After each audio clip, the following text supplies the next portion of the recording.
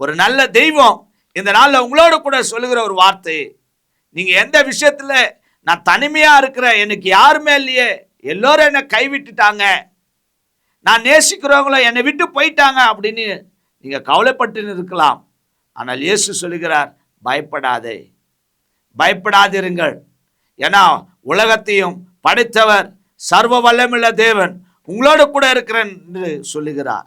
கர்த்தர் உங்களோடு கூட பேச இருக்கிறார்.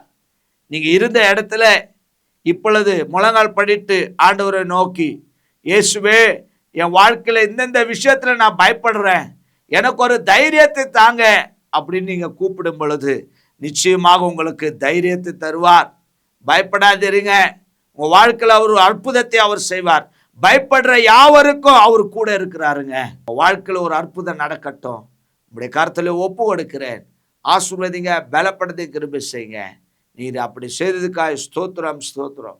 இயேசு கிறிஸ்துவின் நாமத்தில் பிதாவே, ஆமென்.